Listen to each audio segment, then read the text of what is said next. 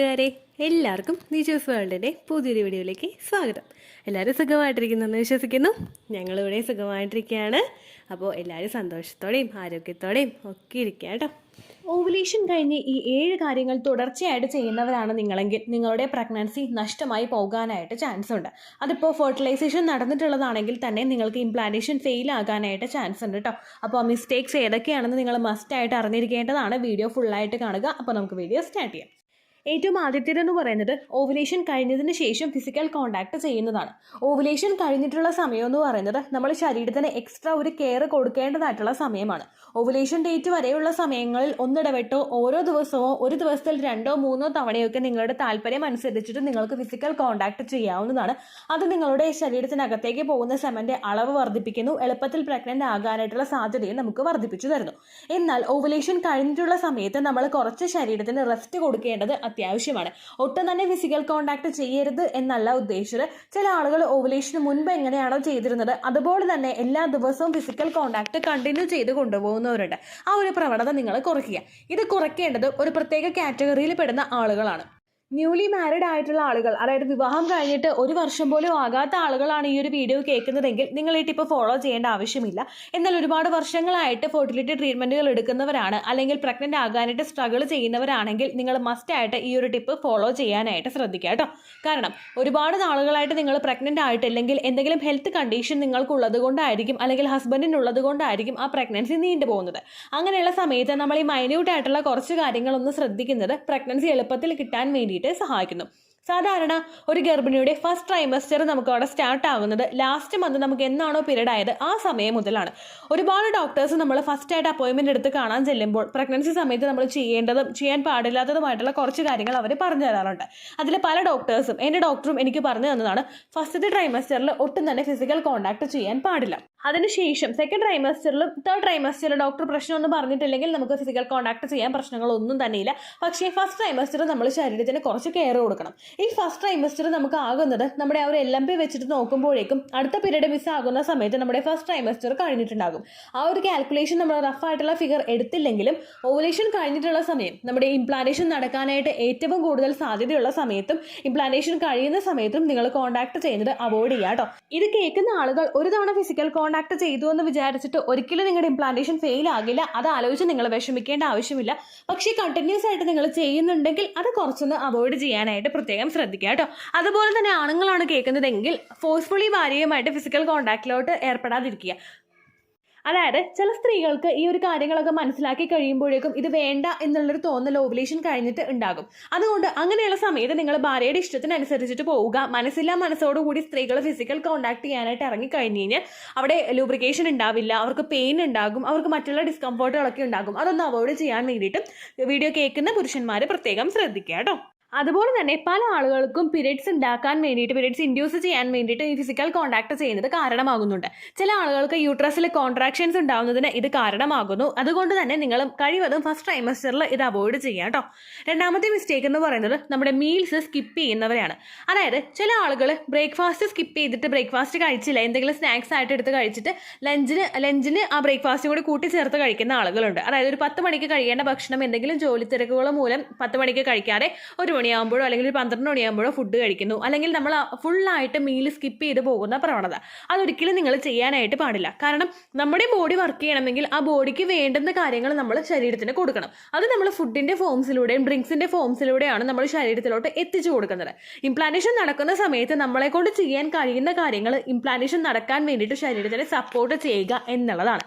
അങ്ങനെ സപ്പോർട്ട് ചെയ്യണമെങ്കിൽ നമ്മൾ ഹെൽത്തി ആയിട്ടുള്ള ഭക്ഷണങ്ങൾ കഴിക്കണം, ഹെൽത്തി ആയിട്ടുള്ള ലൈഫ് സ്റ്റൈൽ നമ്മൾ ഫോളോ ചെയ്യണം. അതിന് വേണ്ടിയിട്ട് നിങ്ങൾ കഴിവതും മീൽസ് സ്കിപ്പ് ചെയ്യാതിരിക്കുക. അതോടൊപ്പം തന്നെ കഴിക്കുന്ന മീൽസ് ഹെൽത്തി ആണെന്നുള്ള കാര്യം കൂടി നിങ്ങൾ 100% ഉറപ്പുവരുത്തുക.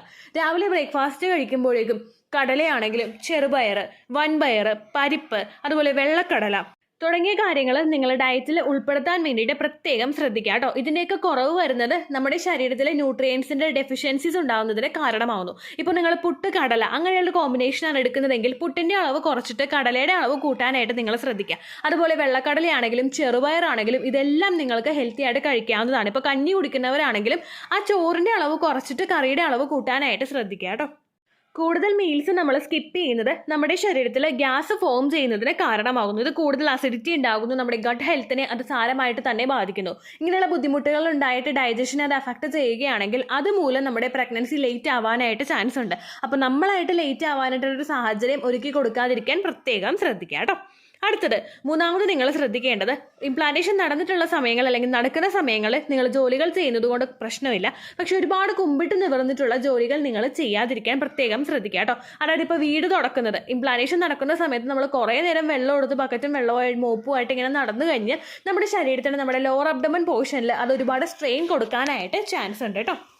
അതുപോലെ തന്നെ ഇംപ്ലാന്റേഷൻ നടക്കുന്ന സമയത്തൊക്കെ നമ്മൾ ഒരുപാട് വെയിറ്റ് എടുക്കുന്നതും ശരീരത്തിന് നല്ലതല്ല. നിങ്ങൾ വെയിറ്റ് എടുക്കുന്ന സമയത്തൊന്ന് ആലോചിച്ച് നോക്കുക, നമ്മുടെ ഏറ്റവും കൂടുതൽ പ്രഷർ വരുന്നത് നമ്മുടെ ലോവർ അബ്ഡമൻ ഭാഗത്തായിരിക്കും. നമ്മൾ ബലം പിടിച്ചിട്ട് അത് എടുത്ത് പോകുമ്പോൾ അത് ശരീരത്തിന് നല്ലതല്ല. ലോവർ അബ്ഡമൻ പോർഷനിൽ ഇംപ്ലാന്റേഷൻ നടക്കുന്ന പ്രോസസ്സ് നടക്കുന്നതുകൊണ്ട് കഴിവതും അതിലോട്ട് ബ്ലഡ് സർക്കുലേഷൻ കൂട്ടാൻ വേണ്ടിയിട്ടുള്ള കാര്യങ്ങൾ നിങ്ങൾ ചെയ്യുക. അതിനെ കൂടുതൽ ഡിഫിക്കൽട്ട് ആക്കുന്ന തരത്തിലുള്ള ആക്ടിവിറ്റീസ് നിങ്ങൾ ചെയ്യാതിരിക്കാൻ മസ്റ്റായിട്ട് ശ്രദ്ധിക്കുക കേട്ടോ. നാലാമതായിട്ട് നിങ്ങൾ ശ്രദ്ധിക്കേണ്ട കാര്യം, പെയിൻ കില്ലേഴ്സ് ഉപയോഗിക്കാതിരിക്കുക. ഭയങ്കര വേദന വന്നു കഴിഞ്ഞാൽ നമുക്ക് പെയിൻ കില്ലേഴ്സ് ഉപയോഗിക്കാതെ നിവർത്തിയില്ല. പക്ഷേ അതൊരിക്കലും നിങ്ങൾ മെഡിക്കൽ സ്റ്റോറിൽ പോയി മേടിച്ച് കഴിക്കുന്നത് ആവരുത്. ഓവുലേഷൻ കഴിഞ്ഞതിന് ശേഷം അതുപോലെ ഓവുലേഷൻ നടക്കുന്ന സമയത്താണെങ്കിലും നമ്മൾ ഒരുപാട് പെയിൻ കില്ലേഴ്സ് യൂസ് ചെയ്യുകയാണെങ്കിൽ അത് നിങ്ങളുടെ ശരീരത്തിലെ ഹോർമോൺസിന്റെ പ്രവർത്തനത്തിനെ ഭയങ്കരമായിട്ട് തന്നെ അഫക്റ്റ് ചെയ്യുന്നു. ഹോർമോൺസും ബ്രെയിനും തമ്മിലുള്ള ഒരു ബന്ധത്തിന് അത് കൃത്യമായിട്ട് കണക്ഷൻ കൊടുക്കുന്നതിൽ അതിലൊരു ബുദ്ധിമുട്ടുണ്ടാകുന്നു. കാരണം നമ്മുടെ പെയിൻ വരുന്നതിന് അത് മന്ദീഭവിപ്പിക്കുകയാണല്ലോ.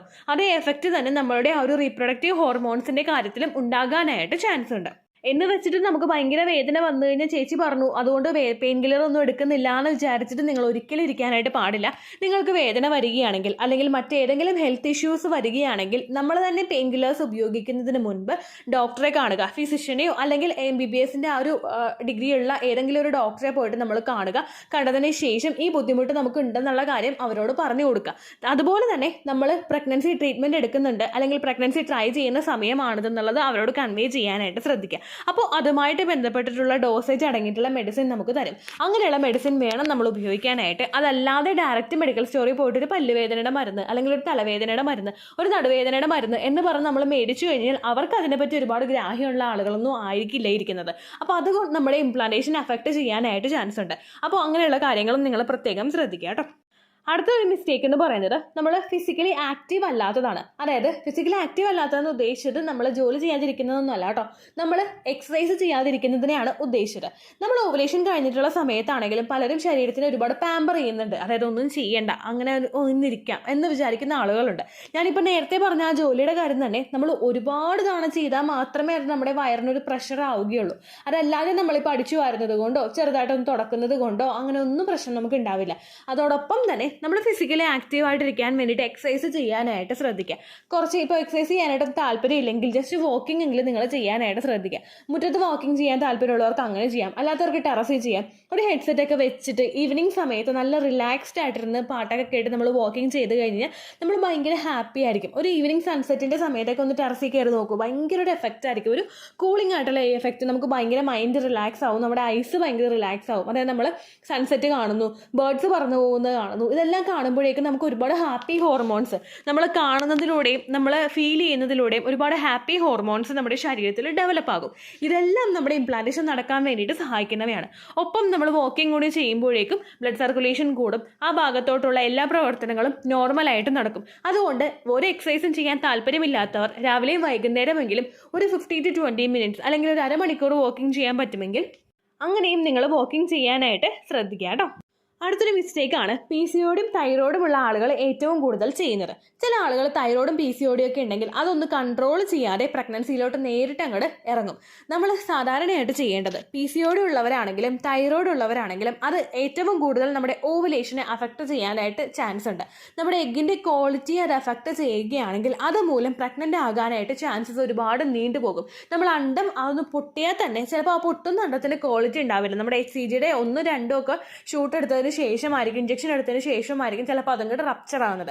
അങ്ങനെ റപ്ചർ ആകുന്ന അണ്ടത്തിന് ചിലപ്പോൾ അവിടെ ക്വാളിറ്റി ഉണ്ടാവില്ല. അപ്പോൾ നിങ്ങൾ ഏറ്റവും ആദ്യം ചെയ്യേണ്ടത്, ഇപ്പം നിങ്ങൾക്ക് PCOD ഉണ്ടെങ്കിലോ ഒരു തൈറോയിഡ് ഉണ്ടെങ്കിലോ ഗൈനക്കോളജിസ്റ്റിനെ സമീപിച്ചിട്ട് എത്ര നാൾ ഞാൻ PCOD കുറയ്ക്കാൻ വേണ്ടിയിട്ടുള്ള കാര്യങ്ങൾ മെഡിസിൻ എടുക്കണം എന്നുള്ള കാര്യം നിങ്ങൾ ഏറ്റവും ആദ്യം ചോദിച്ച് മനസ്സിലാക്കണം. ഒരു 3 മാസമാണ് ഡോക്ടർ പറയുന്നതെങ്കിൽ ആ 3 മാസം കൃത്യമായിട്ട് നിങ്ങൾ PCODക്ക് വേണ്ടി മാത്രം ചെയ്യണം.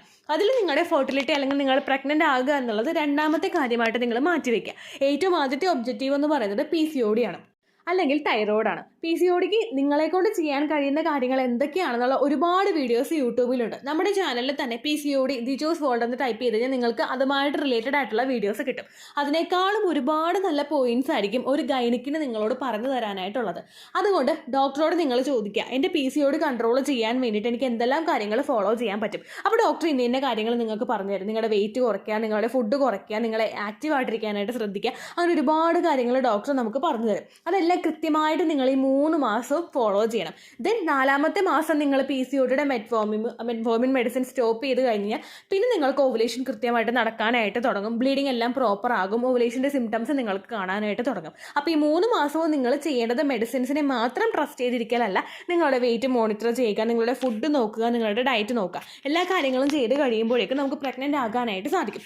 തൈറോയ്ഡ് ഉള്ള ആളുകളാണെങ്കിലും തൈറോയ്ഡ് ഒന്ന് ഒരുപാട് ഹെവി ആണെങ്കിൽ അതൊന്ന് നോർമലൈസ് ചെയ്തതിന് ശേഷം പ്രഗ്നൻസി നോക്കുക, അല്ലെങ്കിൽ നമുക്ക് നീണ്ടു പോകാനായിട്ട് ചാൻസ് ഉണ്ട്. അതോടൊപ്പം തന്നെ PCODയും തൈറോയ്ഡും നമുക്ക് കൺട്രോളിലല്ല എങ്കിൽ പ്രഗ്നൻസി ആകുന്നവർക്കും മിസ്കാരേജ് ഉണ്ടാവാനായിട്ടുള്ള ചാൻസസ് വളരെയധികം കൂടുതലാണ്. നമ്മൾ കൈ കിട്ടിയത് നഷ്ടപ്പെടുത്തുന്നതിനേക്കാളും നല്ലതാണ് കൈ കിട്ടുന്ന സമയം വരെ നമ്മൾ അതിന് വേണ്ടിയിട്ട് നല്ലതുപോലെ പ്രവർത്തിക്കുന്നത് കേട്ടോ.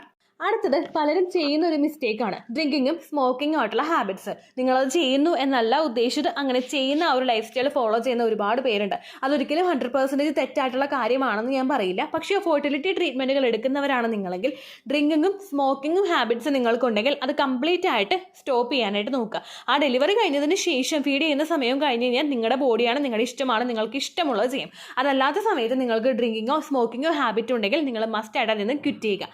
ഹസ്ബൻഡ് അത് ചെയ്യുന്നുണ്ടെങ്കിൽ അതിൽ നിന്ന് നിങ്ങൾ ഹസ്ബൻഡിനെയും കൂടി പിന്തിരിപ്പിക്കുക. കാരണം രണ്ടുപേരും ഈക്വലി ഇൻവോൾവ് ആയിക്കഴിഞ്ഞാൽ മാത്രമേ നമുക്ക് പ്രഗ്നൻസി കിട്ടുകയുള്ളൂ. ഹസ്ബൻഡിൻ്റെ സെമൻ എന്തെങ്കിലും ബുദ്ധിമുട്ടുണ്ടായി കഴിഞ്ഞാൽ നമുക്ക് പ്രഗ്നൻസി കിട്ടില്ലല്ലോ.